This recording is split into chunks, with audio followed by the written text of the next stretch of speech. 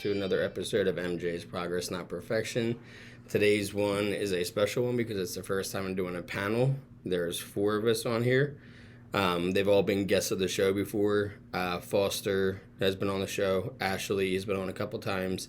And Tara was on a couple months ago. In the description, I put all of our episodes where you can find out more about that person by going to the episode where they were featured. And if you haven't heard their story yet, now you can just go in the description, whether you're listening or watching, it's in there.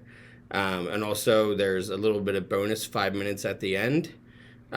We were just chatting about stigmas as people were joining the conversation. Starts with Tara and I, Ashlee and Foster joins before we really get into the episode. And we were talking a lot about stigmas that we didn't really touch on in the episode. So I figured I'll just throw in that 5 minutes at the end as a little bonus. So enjoy the episode. We'll start. Welcome to the show, everybody. I appreciate everybody coming on. Everybody on the show right now has been on their own episode with me too and had their story told. And if you go into the description, it'll be all the links for all their stories. So in case like this is your first time watching us and you want to hear more about one of us, all of our stories will be in the link below in the description. So if we want to go around, I'm JD. I got about 19 months sober from alcohol and 3.5 years from pills and opiates and the rest of all the drugs. And I'm, I use cannabis in my recovery. We're talking about stigmas today. So my biggest stigma that I deal with on a daily basis is that I use cannabis in my recovery. So, Foster, you want to introduce yourself, bud? Yeah, I'm Foster Chambers, and my clean date is 10/2/20. And so I'm like a year today. Oh, shit. Congrats, man. I didn't realize that, yeah. After 46 years of addiction. So, but my big thing is I'm dying from congestive heart failure. The reason I'm on air today is because I just want the world to start looking at us differently. The stigma is kind of crazy. So that makes sense. Yeah, you told me you were at your 13% heart function? Yeah. 13, yeah. 13. Well, all right, Tara. I'm Tara. I'm in Boston, Massachusetts. I don't really know my clean date because by the time I finally stopped relapsing, I was just using cannabis. So I was like, this isn't considered clean. This isn't recovery because of so many years being in the rooms and all that. But I have like 4 years away from like my last use. And then I have 8 years since like being strung out and having a habit. Sweet. Awesome. And we got Ashlee. You just celebrated the sobriety date recently too, didn't you? Yeah, I had 2 years at the beginning of August. Awesome. Oh, it was your birthday yesterday. That's what I'm thinking of. It was your birthday. I knew you celebrated something. Yeah. Cool. Yeah, I just turned 30 yesterday. Happy birthday. Thanks. Y'all are young. I'm from Tiffin, Ohio, and stigma I deal with is cannabis use in my recovery, and also the stigma of harm reduction, like needle exchanges and all that. Like I'm very pro that and pro Suboxone or methadone use, like just whatever makes somebody's lighter than what it was before. So yes. Yeah, and actually that was one of the topics I want to talk about is the reason I thought of you, Ashlee, is the medical stigma. Do you want to talk about what happened to you when you went to the first detox and what the stigma around hospitals? So my first detox, I got admitted to the emergency room. Shit. Wait, Ashlee, because, hold on. Wait, hold on. I lost you. I lost you for 1 second, right when you said I was going to the emergency room. Okay. Is it good now? Yeah. Okay. So I went to the emergency room and I got admitted because my potassium was at a deathly low rate. So I was in the hospital for 3 days and the nurses like never came to check on me. The doctor who's supposed to come in every morning whatever, talk to you about what's going on. He came in and checked on me one time, wouldn't make eye contact with me, even like he walked in, typed on the computer, like that's it. And I even was asking him because I'd never detoxed before. Like I was like, why is this lasting so long? And he was like, I could give you something to speed up the process, but we're not going to do that. And that was it. Did Yeah. did it get further than that? Didn't you get like when did they start treating you? Like when you were about to die? When I got there, the only way when I got my medication, they only allowed me 2 medications. I got a cramping med and a nausea med, and they wouldn't give it to me through my IV. I only got it through muscle shots in my thighs. That's all I really got. And how were you treated, Foster, when you went into the hospital with, originally your when did that happen? It's been it's about almost 2 years ago, September. 2 years ago. So you were still in, yeah, that's right. You were still in your use, going strong. Most definitely, and all the doctors in the ER know me. I mean, and know of my situation. I don't lie to anybody about my addiction or my past recovery, But there's a stigma, There's numerous times. I mean, when I went in for my congestive heart failure, I felt like I was drowning, and I was sitting at a buddy's house right before that, just twacked. I mean, I was doing what I do, But I sat there and I felt like I was drowning, and I felt that way for days, and I kept gaining weight. It was like weird, and so I went in the ER, and it was just they knew I was high, obviously, but once they started running the tests and stuff, they came in and they were concerned about me, and they admitted me. I was in the hospital for a long time, but it was when I went, because I'm in Chicago, and when I left Chicago, I went to Arizona. I noticed the difference. In Arizona, when I passed out I went down going to a speaker conference, a speaker jam, and those people didn't even look at my addiction. They just looked at what was going on at that moment. So I came back and I was dealing with stuff here again, and I kept hearing, well, Foster, you're an addict, so you're always going to be treated differently, or we're not going to give you this because, and I do not take opioids. I never did. I hate them. No disrespect to anybody. That just not was my DOC. And they were giving me morphine, IV morphine in Arizona for the sepsis pain, because I have sepsis. And I got here, and he's like, well, you're an ex-addict, so I'm not going to give you anything but ibuprofen. And I had septic arthritis in my knee, and I'm like, all right. So I walked out. of MA. I don't care. If you don't treat me, why am I going to give you my money? But I kept hearing from my nurse practitioner, Foster, you're an addict, so you're always going to be treated differently. Or we're not going to, my disability claim. I've been trying to get disability for 2014. I never wanted it. My family told me to get it. My doctors told me to get it. No, I'm not mad, Betters. He thinks he's like, oh, Dad, you're getting pissed. But on the last page before I did my appeal, it says, this man is a drug addict, will never, ever not be a drug addict. He's not disabled. Yeah, that shouldn't even be part of the paperwork. And That's like right. And I didn't mean to interrupt you, but that's coming from an office, a field officer who's never talked to me, never met me, based on something some medical professional put in there. That is an opinion. That is not a fact. That is not a scientific, that's not data. even the word used in like the DMS. It's substance use disorder. If they're going to call it anything, call it the medical term. Right. And that's actually one of the other things I wrote down that I have a big problem with. And I'm not sure who else knows about, but like the way they use substance abuse versus substance use disorders is a big deal, because they did studies, and people react differently, and they're less likely to get treatment if you call them an addict or if you say you're a substance abuser.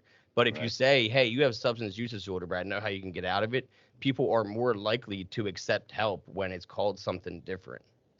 Right. And the thing is, and I don't mean to take up the whole thing, but the thing is addiction is not just about drugs. You know, when somebody can have a toe jam addiction, I mean, if they're whatever you get addicted to, you're addicted to that, and how it affected your life and how it became unmanageable makes you an addict, not drugs, the substances of drugs. You know, people are addicted to food. Not everybody is an addict, but everybody's addicted to something. That Yeah, makes that makes complete sense. Now, Tara, did you have to deal with anything when you went like to prison, like when you were withdrawing? Like when did they take care of you at all? No, they when I went in, it was like the last year or something they had where they gave you like a couple of comfort meds, but there wasn't like anything like Suboxone or what like methadone or anything. You just basically you kicked, you know. Like you Um, would think that they would offer like some kind of MAT program in prison they for do people. now. So Okay, good. now people leaving, they have the option to like get a Vivitrol shot. I know that one for sure. I want to say I've saw that they might be doing Suboxone as you're leaving, and I know they're doing that more in like the minimum securities too, because so many people are like leaving for work. So people are like leaving for work, getting stuff dropped off, and now everything has fentanyl in it, so everyone's dropping dead. So now it's more, it's more beneficial to have people on Matt because they have a fighting chance It's versus walking out the door and dying. yeah. Could you imagine getting Vivitrol in jail, like, and or like say you had like a 5-year stay and you could get a Vivitrol shot Yeah, once a that'd month? be great. You wouldn't have to worry about like, oh, I'm going to relapse with the drugs around here, but no, I have the shot. I'm good.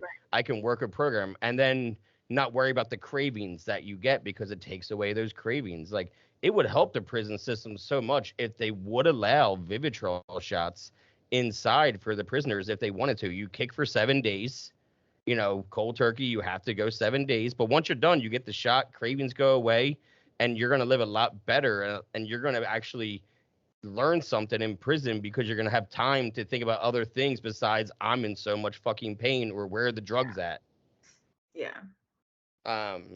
And Buster, you never had to deal with any kind of the systems when it comes to jails, did you? You scared to buy for the time that you no. were I out actually there. I actually worked for the Illinois Department of Corrections as an addiction counselor. Remember?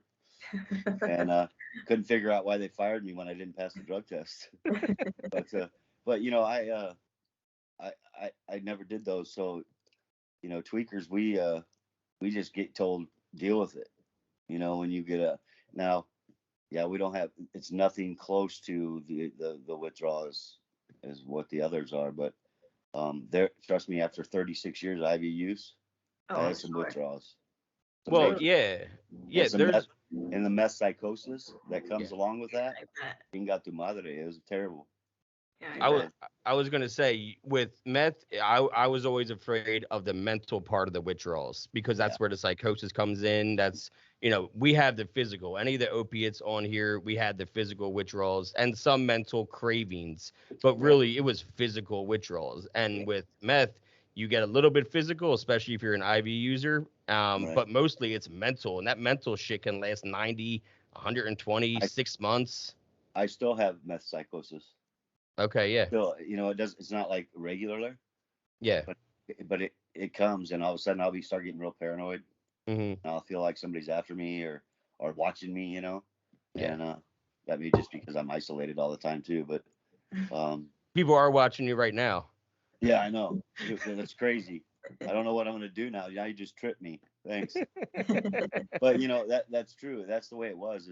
Is I just the psychosis part of it is the worst for me. You know, I never was one of those guys that sat by the windows and did that crap.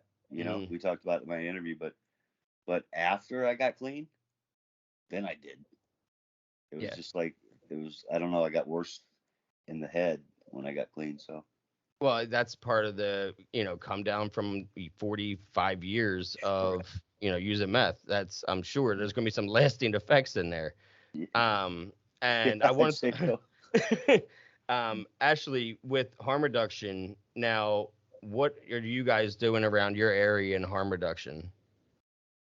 Okay, well, I work with Ohio Can, and a lot of us are distributors, so we get them shipped to our houses, and we're able to train and give Narcan out. And something like in Ohio, which is typically in the bigger cities right now, but within the last year, one opened up like a half hour away from my town. It's they call it the BDIP program.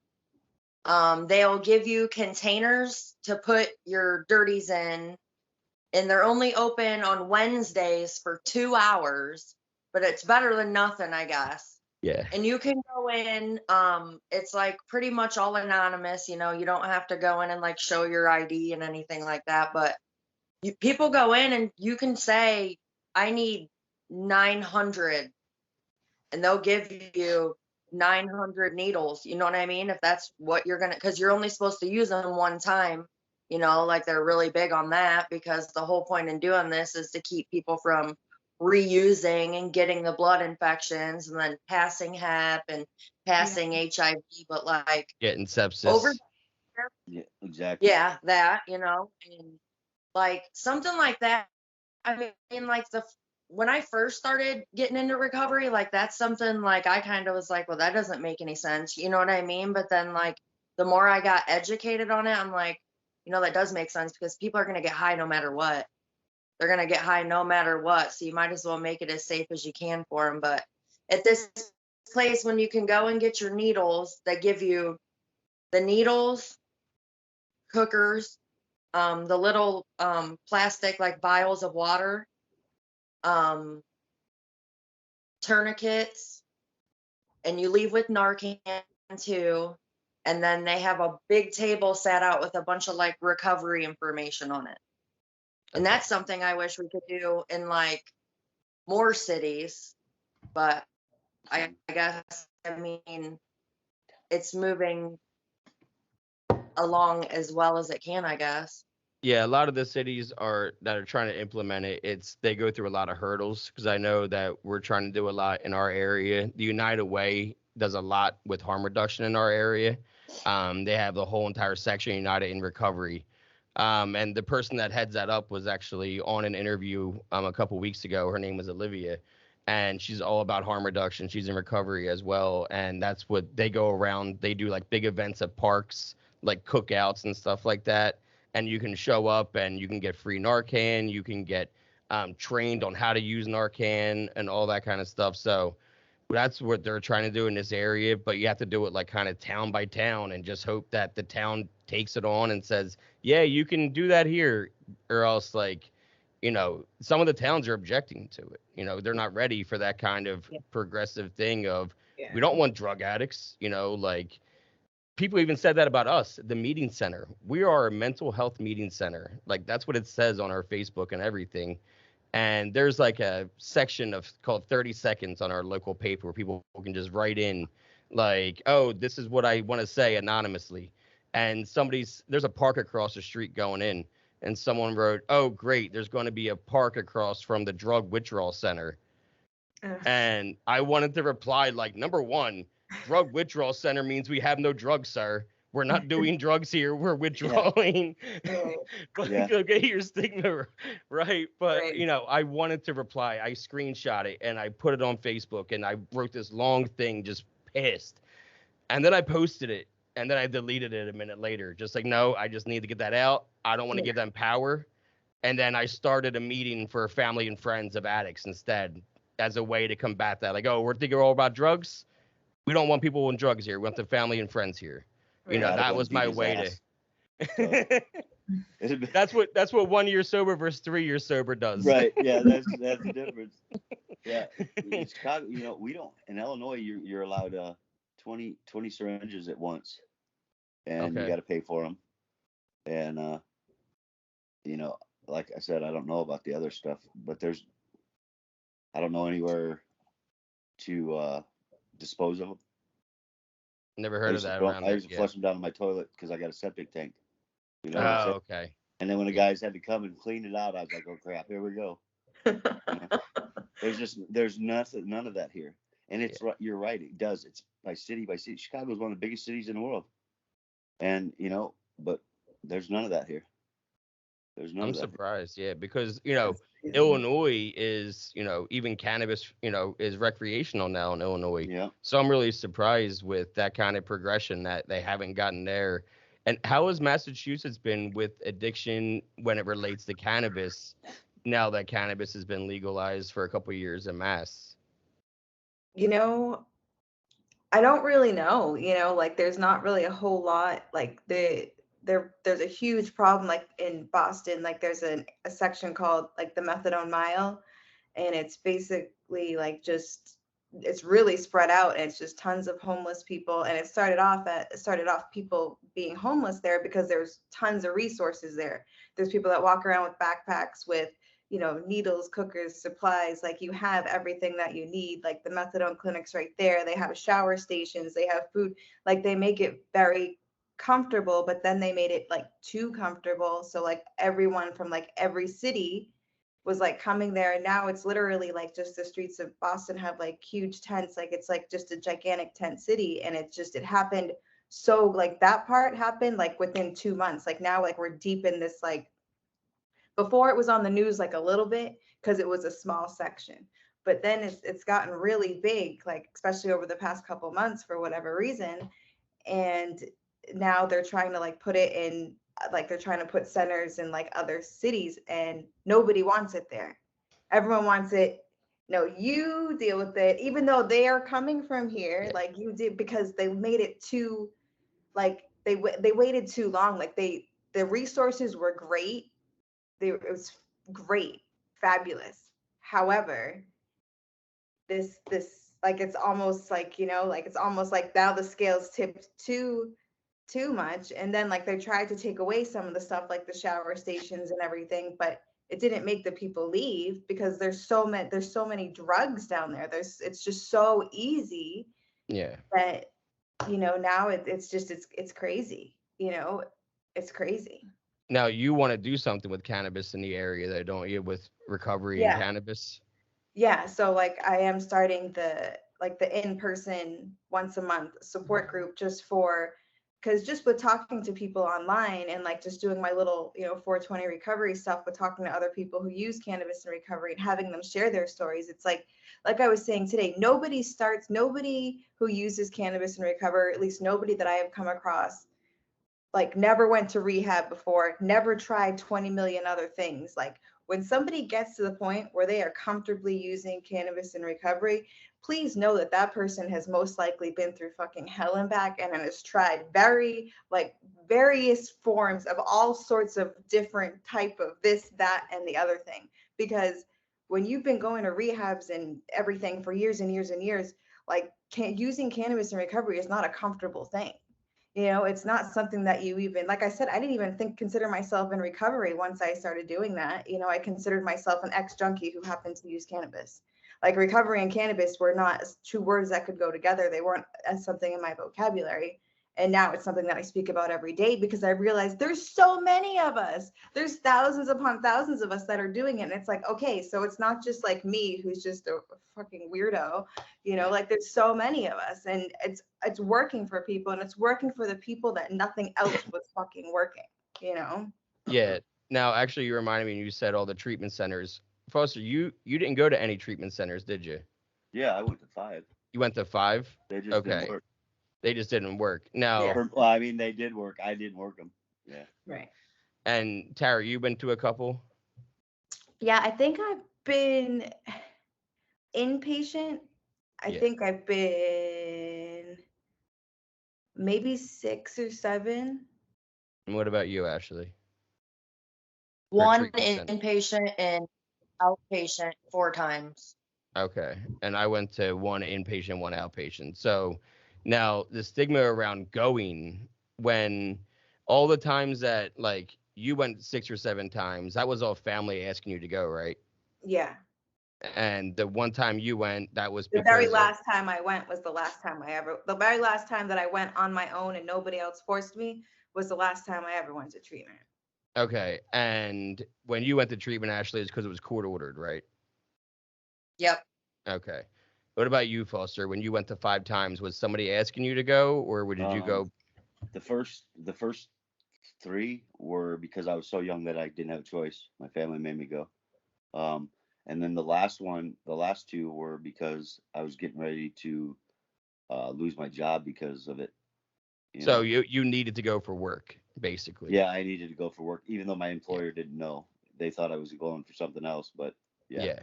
But still, yeah, that was something to keep your job. So that's the big stigma too, is like I talked about it a lot whenever I was asked to go, which was a lot of times, in my 20s, because like I was a heavy user from 22 to 31. So that's a lot of times people are asking me to go to rehab. And each time I kept saying, like, I will go when I'm ready because I see people go to rehab. And then I see them come back and still ask for drugs because they didn't want to be there. They needed to be there.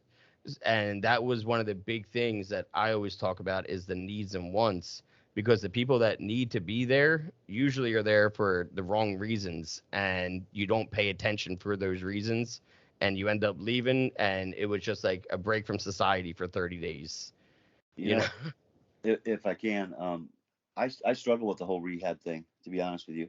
I'm not saying it doesn't help people, but to me, it should be a detox. And then we give what was so freely given to us. The program, people with opioid addictions, alcohol addictions, they need detox. We all know that. It's a medical proven thing. Yeah. But the remainder of it is people just coming into the rooms and sharing their stories and helping other addicts, because we can get each other clean. Nobody else can. And the rehabs are making millions and trillions of dollars off of us, intentionally letting people come back in and out. And the truth is, the ones who need it don't get it. Yep. You know what I mean? I know so many people that are sitting on a waiting list that need to be in treatment right now. And then you got a guy who was court ordered to give 2 to shit. He's playing the game. Yeah. That completely tears me apart. I hate it. Yeah, I've always said that that's my only rehab stay, because AA worked so well for me that I got so much out of the program when I went, because I wanted to be at AA, that I always said, like, if I ever relapse, I'm going to detox at a hospital or something, make sure I'm good detoxing, and then go right back into the rooms and just talk. Because talking, and I was just talking to Tara before people hopped on, like, talking is what helps me stay sober. Like, I was like depressed as shit for a few days, and it was because I went on that run of doing like 30 some interviews, really, in a 20 days basically. I did like 30 interviews, and then I didn't do any for like 4 or 5 days, and I was depressed and I didn't know why. And then I did a couple interviews and I felt amazing again, and I was like, oh shit, I missed that connection. Like, I needed that connection again. Like, even though I was interviewing my wife and I knew her story, still just talking about it made me feel better. And then we did ours, and I felt better. So like, I was like, shit, I need to be talking again. And it's, I don't go to the meetings, but talking to people is what keeps me sober. That's one of the things that keeps me sane. So to what you were saying, Foster, about how they just want to make money on us and make us return customers. They make us as comfortable as possible so that we're okay with going back. They give you Suboxone, even though Suboxone, there was a girl in my rehab who was there to get off Suboxone, who was there the year before to get off heroin. So she had to go back a year later to get off of the medicine that they gave her in rehab. Yeah. Like, that. Then she had to go through sober living again with them, do the whole entire thing again. That's just one person. When I went to Arizona, I had all these people from the rooms on Zoom that I'd met, and I had never seen sober living in my life. We have halfway houses here, you know what I mean? But you come out of prison, you do it, and then you're gone. Then people freaking live there all the time, nonstop. They live sober, and I'm not disrespecting them.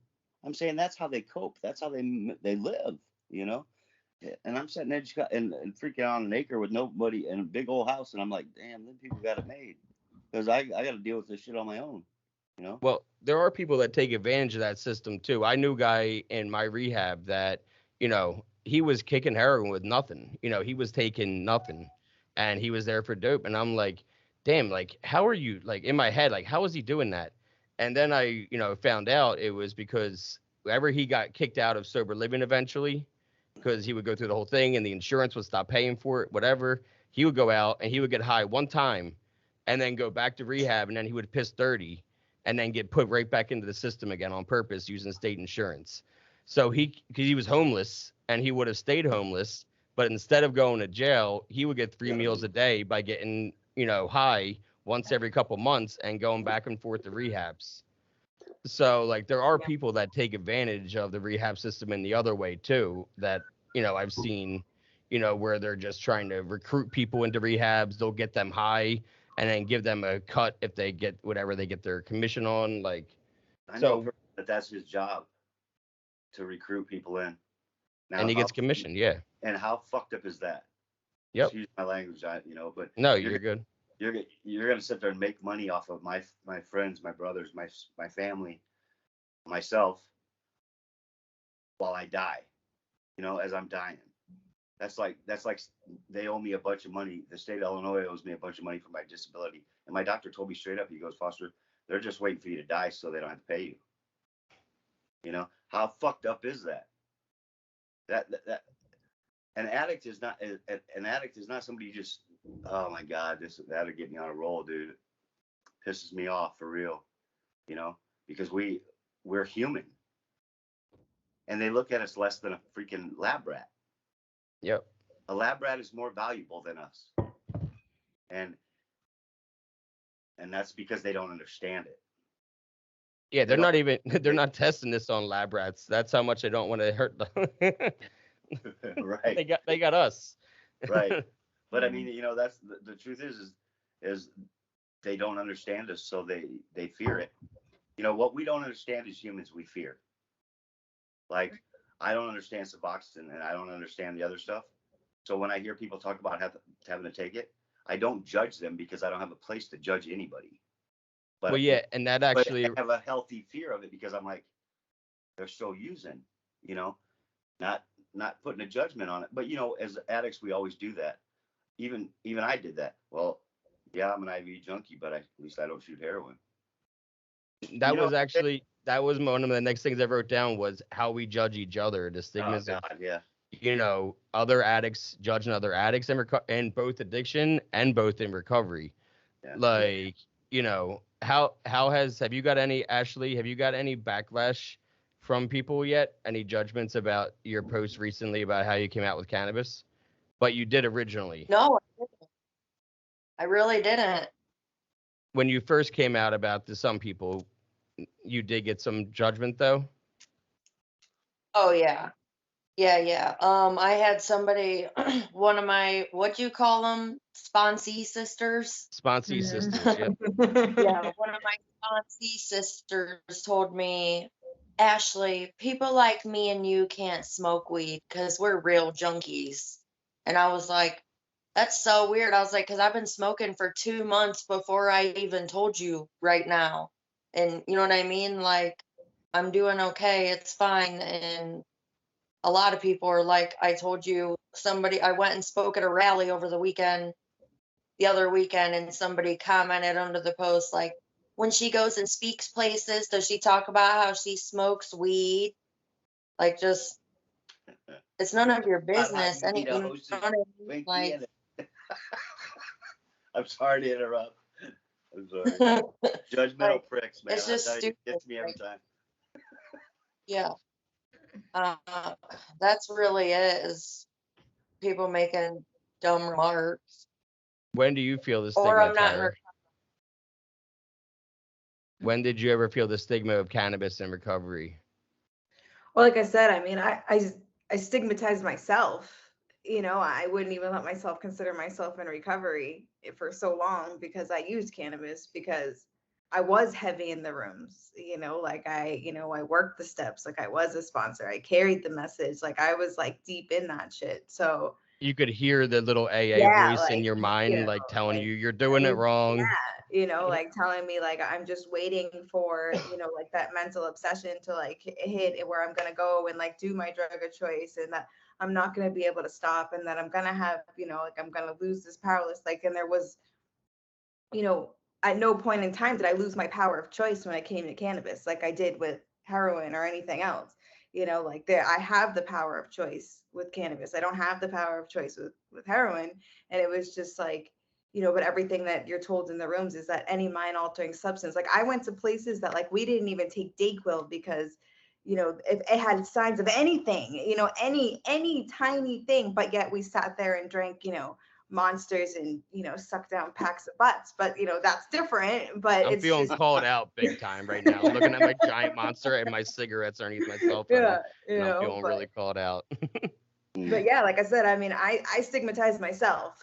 So, and then Yeah. I get stuff all the time. I've had people tell me, I have my message is gonna kill people, stuff like that. But I'm like, Yeah. no, motherfucker, your message is gonna kill people. Your actual message is killing people. So I felt it because I got sober with cannabis too, like in a rehab, in the first ever rehab in the country that uses cannabis at the yeah, sober living and teaches you how to use cannabis in a positive way. It's literally the first one in the country, and it's out in Culver City in Los Angeles, and it's called High Sobriety. And so in LA, it was completely okay that I was in AA and I was heavy in AA out there, like 3 or 4 times a day. I was at a meeting. And my sponsor knew, people in the rooms knew, I was open about it, that I used cannabis in my recovery.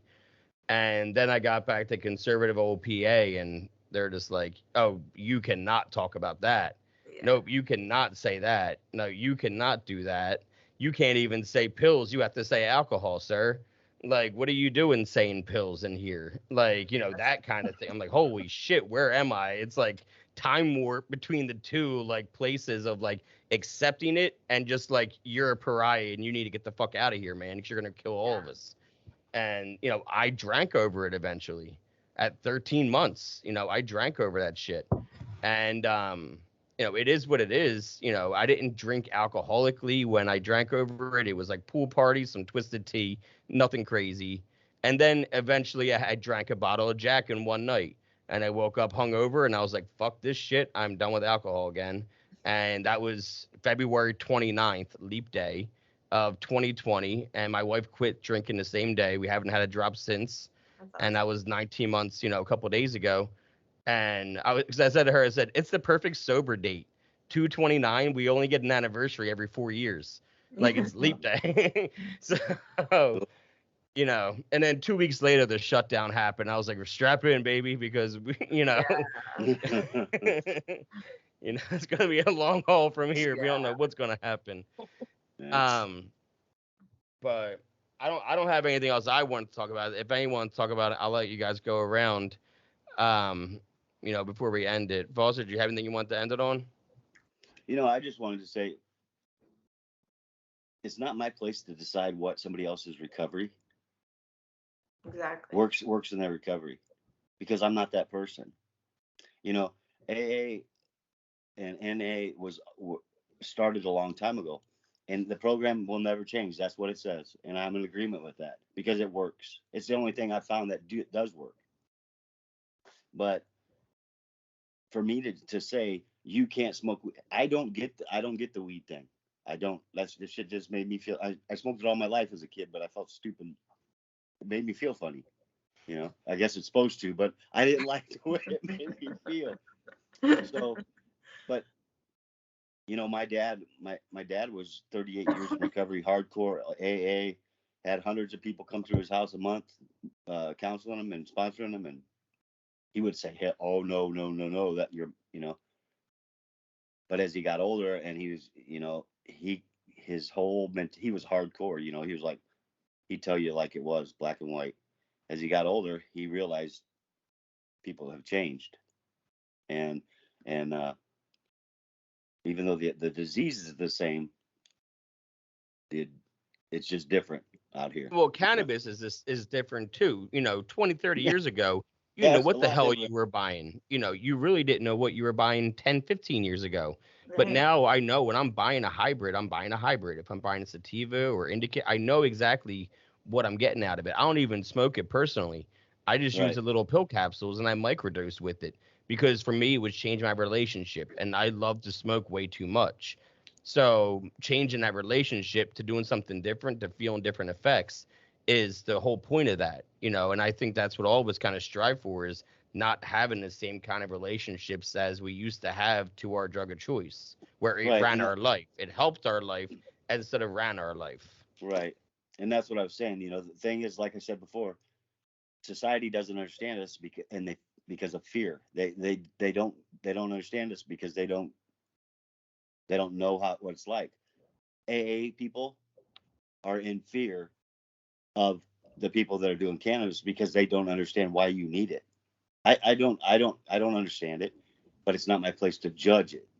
You know what I'm saying? And I know not everybody's got that mentality, but if you can smoke that and continue on, okay. You know what I mean? I personally can't because it's going to lead me back to my DOC. You know what I'm saying? If I get high, I'm going to want to get high, and it's going to be my meth. There's not going to be no, let's sit back and chill, you know, Yeah, because I don't like to chill. I like to go, go, go. yeah, So, that and makes that's all. complete I sense. mean, I was just saying is, you know, if you're out there judging people who are doing whatever, you know, Suboxone, cannabis, whatever, if you don't like what they're fucking typing, scroll by. You know what I'm saying? Because Facebook doesn't make you powerful. It just makes you somebody behind a keyboard, just like the rest of us. And that's what drives me crazy. You know, I'm on the addicts fighting addiction, and I'll fight for anybody when somebody comes at them, blah blah blah blah. Like, motherfucker, who are you to tell somebody else what they can do? And I'm sorry, I know I'm swearing, but you know, if I haven't been in your shoes and I don't know how you feel, I ain't got a right to say shit. Yep. All I got to do is worry about me today and try to spread the message. So I'll Yep. shut up now. No, you're good, man. I appreciate that. What about you, Ashley? You want to end on anything? Everybody love everybody. See, that's a cannabis user. Tweakers don't say that. Yeah, I'm sorry, I had to say yeah. What about you, Tyra? Well, just in like response to what Foster said, the one thing that I wish people would understand about cannabis is you have to, just the way that somebody, like, you drink your coffee every morning, right? Like, with cannabis, when you're using it, sometimes people are comparing it to like the one time that they like had a slip and they smoked some weed, and you're comparing how high you got compared to somebody who is, and like I microdose all day too. Like I'll literally like hit my pipe, like my bong or something, like I hit it like one time and then like I'm good until, until like the afternoon if I want to hit it again. Sometimes I do, sometimes I don't.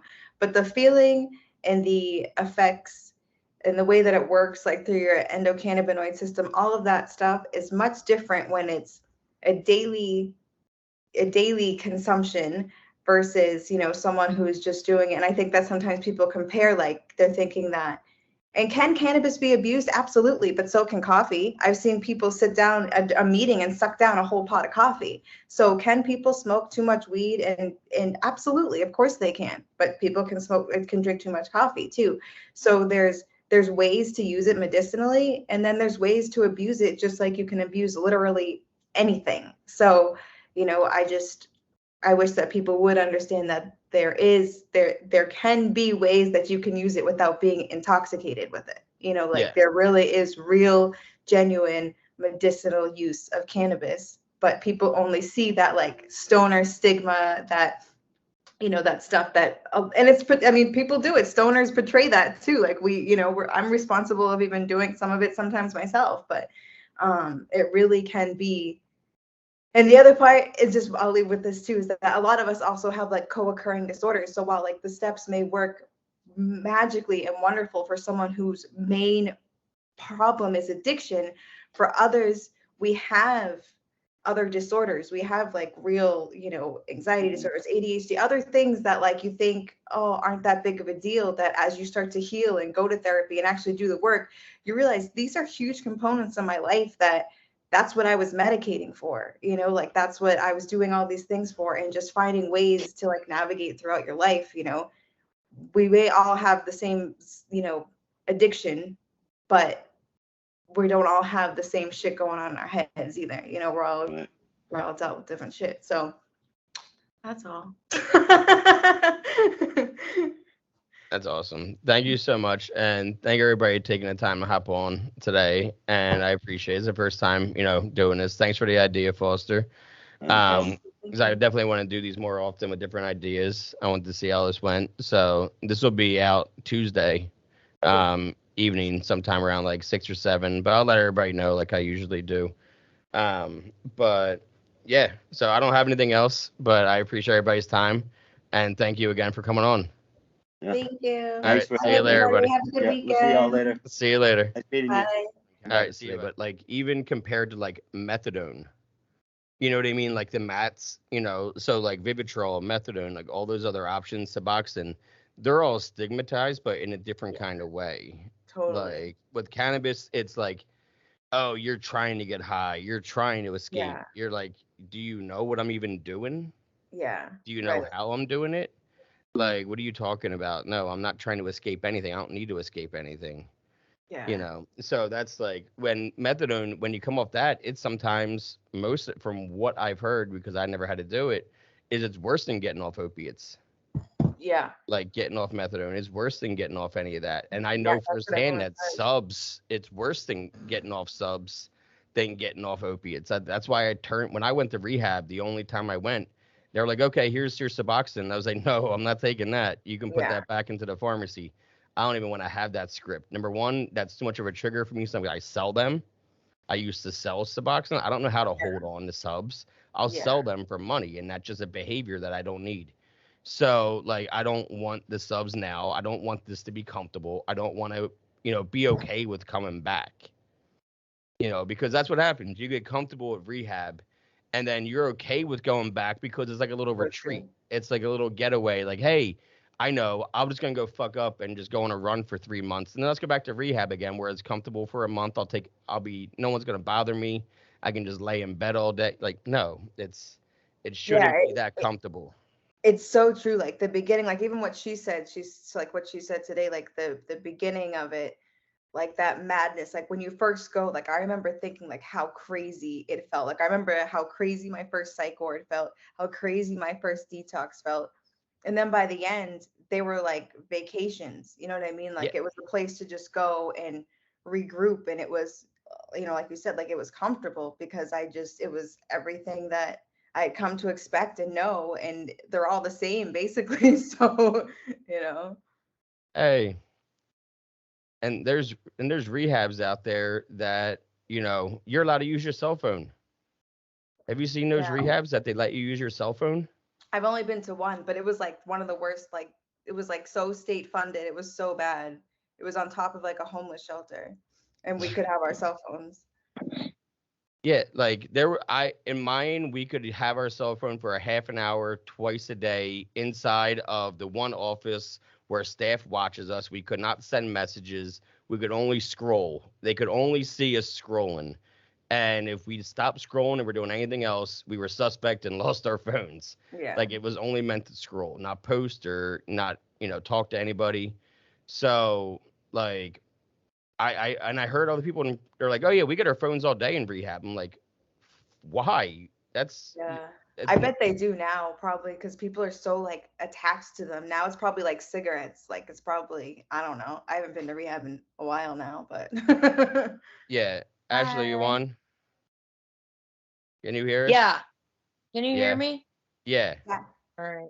Can you hear? Could you hear us? We were just like finishing. We were talking about rehabs and all that shit. Yeah. Foster's about to join on too, so we're about to get started in a second. I can't see you though. I know. Can you see my camera at all? Oh, there we go. Now you're much better, Ash. Yeah. Okay. Can you see me, JD? Yep, you're getting there. I can't see anybody. I gotta get my cigarette. You can't see me yet. I can see you. I mean, I can't see. All right. We got Sorry, it. I'm late. No, you're good, man. You are good. I'm trying to shared my story at 2 a.m. this morning, so I just got up. It was great.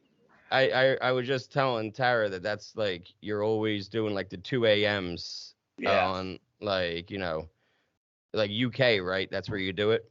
Well, this one is Arizona. Oh, it's a 12 their, late it's night. 12 their time, Late night there, yeah. But yeah, usually it's UK. Okay, that's cool.